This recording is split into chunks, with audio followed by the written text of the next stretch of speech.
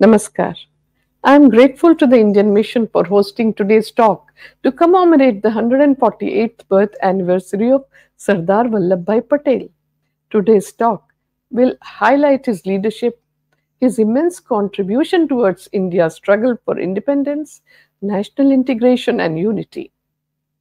Sardar Patel showed a moral high ground of leadership throughout his life, in his profession as a lawyer for the nationalist cause, as a politician, and as a sound democrat whose solidarity and skill were undoubted and inspired loyalty. Sardar Patel's strength lay in practical determination and judgment. His programs of action were not hypothetical but administrative and executive.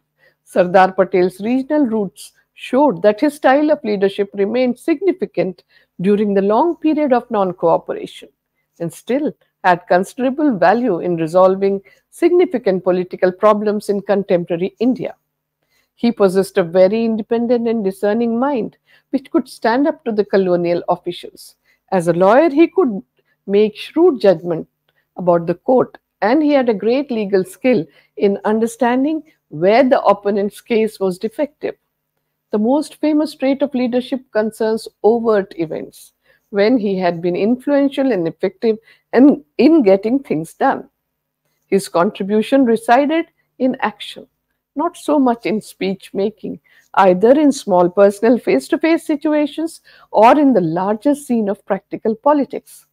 He was a far sighted, sensible, and a decisive leader who knew how to deliver important projects.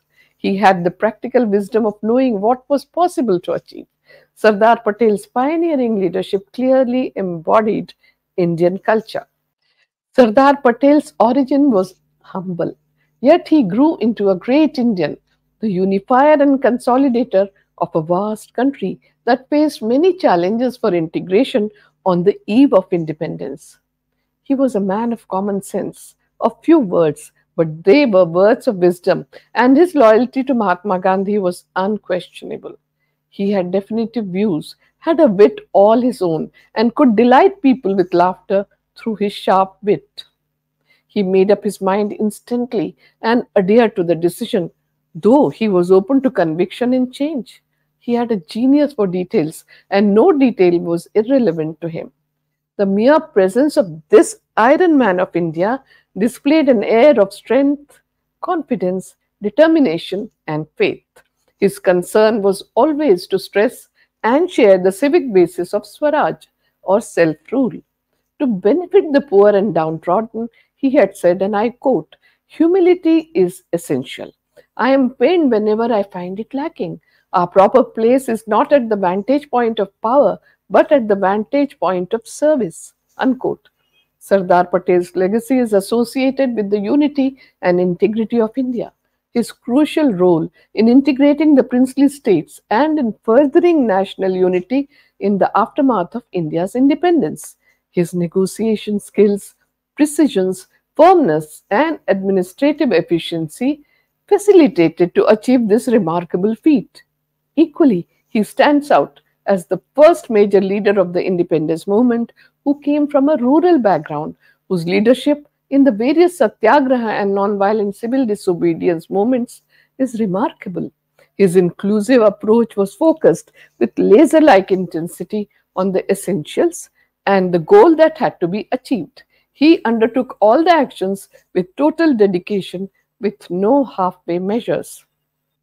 Sardar Patel's characteristic strength, resolve, wisdom, vision, nationalism helped in enabling India to achieve progress in its stature and growth from poverty to prosperity as a robust nation.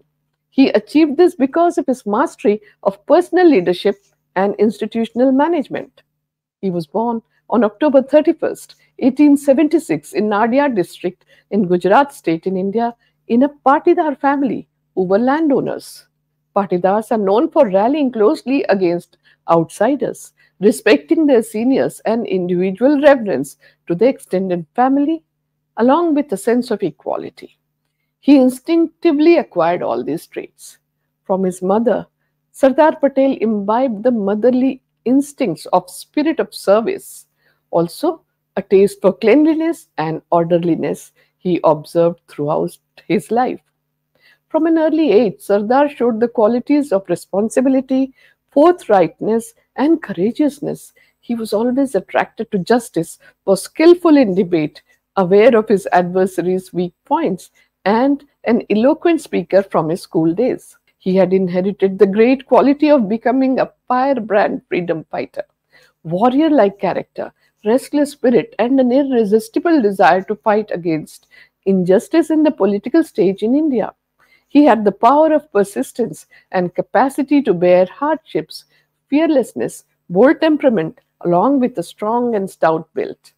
In a valedictory call on independence, he had declared, and I quote, "Freedom was not won by the sword and will not be protected by guns alone. Internally, it is the honest core of people and the true realization of the responsibilities of a free citizen that alone can save freedom." Unquote. Sardar Patel possessed the qualities of a servant leader with exemplary traits. He was straightforward, said what was on his mind, and his commitment to India's independence was true and strongly defined. He had exceptional qualities of courage of conviction, measuring all the decisions against truth, injustice, and exploitation, coupled with a strong sense of humor, transparency, total fearlessness, and successfully navigating to the right choice. He excelled in the art of persuasion. He kept people's interest at heart, and his organizing skills will always remain an inspiration for every Indian. Sardar Patel's clear and accurate conception of his objectives and goal played a significant role in the Indian independence movement and later on as well. He was a self taught man and had the ambition of becoming a barrister. To attain this goal, he initially became a lawyer by learning by himself and saved money for his ambition to become a barrister. He excelled as a criminal lawyer and mostly took up those involved in police cases and became a renowned lawyer. All this became possible because of his deep understanding of human nature, his deep analysis of the circumstances of the case, and his penetrating cross examination that helped him win more than 90% of the cases. Sardar Patel displayed an iron like quality. He never wavered in the decision he once took and pursued them with a firm determination. He went to London in August 1910 and finished his course in 30 months at the Middle Temple, obtaining a first class first degree and winning the prize of £50. He also took an examination in Roman law, in which he stood first. In February 1913, he returned to India and started his practice in the Ahmedabad district in Gujarat. He was forthright, skilled, and totally dedicated to his profession. He excelled in cross examination and could unnerve even well prepared, tough witnesses. During the cases that he undertook, he indicated a meticulous understanding of facts, an accurate estimate of the opponent's points, a carefully planned defense and attack. Soon he achieved fame as a revered barrister and was an acknowledged success in his chosen career. What mattered above all was the fearlessness with which he handled the court, something unheard of in 1913-1914, before Mahatma Gandhi arrived in India from South Africa in 1915. In 1917, Sardar Patel entered the municipal politics of Ahmedabad. Soon after his election to the municipality, he established his authority and proved his mettle, an iron will to fight his way to victory. Also, his ability as a leader of steadfast courage, dedicated to public cause, and one who could outmaneuver his opponent by staying firm to facts through a meticulous strategy and planning. He was a stern and a severe man, impartial and public spirited, man of 42 years who came in direct contact with 48-year-old Mahatma Gandhi for the first time in November 1917 at the Gujarat Political Conference in Godhra. It was here that Mahatma Gandhi had made a statement of great significance. He said, and I quote, "If we are unable to run our village administration skillfully, honestly, and justly, how can we justify our demand for the independence of our country?" Unquote. Sardar Patel, who was imbued in rural culture, could not agree more. He had proved this by his actions in running the civic administration of Ahmedabad. People of Gujarat observed in him a new national leader in the making, an unrelenting crusader, an able administrator, and a skillful negotiator. In the year 1917, the nation witnessed Mahatma Gandhi's victories in quick succession in three satyagrahas, which made a sweeping effect on Sardar Patel's mind that was profound, far reaching, and lifelong. It moved a mind that was resolute, analytical, and governed by reason. Mahatma Gandhi had translated the political mantra given by Lokmanya Tilak, and I quote, "Freedom is my birthright, and I will take it at any cost." Unquote. Gandhiji translated that mantra into action to turn it into a reality by carrying it to India's teeming millions in her villages. In 1917, Champaran Satyagraha in Bihar, it was the great surge of thousands of indigo cultivators rising to Gandhiji's call. Gandhiji emerged as a great leader of the oppressed peasantry. Champaran Satyagraha had a sweeping effect on Sardar Patel's mind, an effect that was deep, far reaching, and lifelong. It moved a mind that was resolute and analytical, a mind not influenced by sentiment but governed by reason. Sardar Patel saw the beginning of a new agrarian revolution which impressed him the most, as he was the son of the soil. This understanding compellingly drew Sardar Patel towards Mahatma Gandhi, his methods of nonviolent civil disobedience, and satyagraha. Thus, Sardar Patel became Mahatma Gandhi's chosen deputy commander, and henceforth it was his support in planning and implementation which was the most significant contribution to the various satyagraha in India. Sardar Patel gave Gandhiji his intellectual brilliance, unstinted loyalty of a devoted, self-sacrificing disciple endowed with extraordinary organizational ability. Sardar Patel successfully led the Kheda Satyagraha of 1918 in Gujarat under Gandhiji's guidance that made Gandhiji say with pride, and I quote, "A leader's skill is judged by his competence in selecting his assistants." Many were prepared to follow me, but I could not make up my mind as to who should be my deputy commander. Then I thought of Vallabhbhai Patel. I must admit that when I first met Vallabhbhai, I could not help wondering who this haughty person was and whether he could be able to do what I wanted. If it were not for his assistance, this campaign could not have been carried through so successfully. Unquote. Sardar Patel helped Gandhiji build a strong, disciplined, non-violent army of satyagrahis and also a party mechanism capable of conducting a fight against the British for nearly 3 decades. With a view to keeping such a machinery in trim and high gear, Sardar Patel maintained party discipline by being even ruthless to some stalwarts turned rebels. He was the only disciple who Gandhiji permitted to launch and lead Satyagraha independent of him. The Kheda Satyagraha brought these two great men of India together. It was the beginning of Sardar Patel's public life and his active involvement in Satyagraha for India's independence.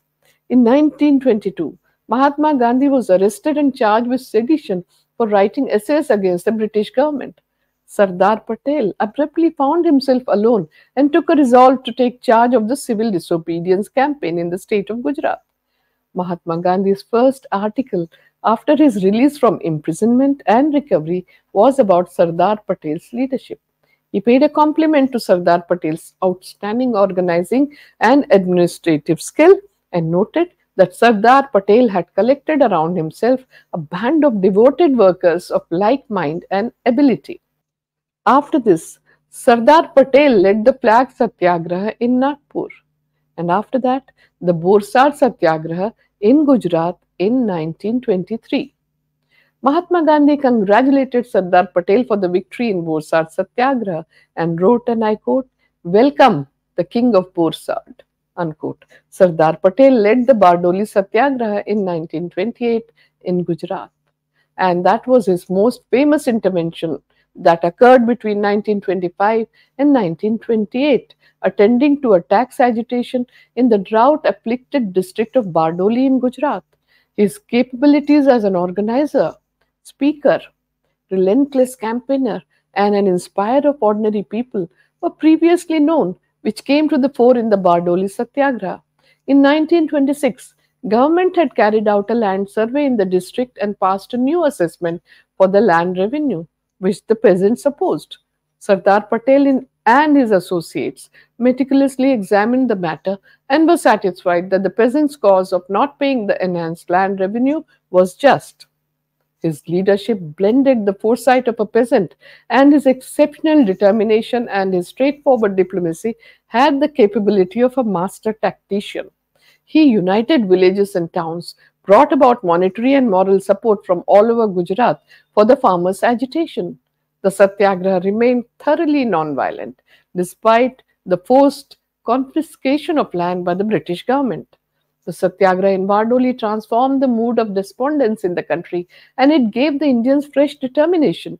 It gave the peasants new confidence. The soldiers of this Satyagraha were about 80,000 villagers of Bardoli district. Their leader was Sardar Patel.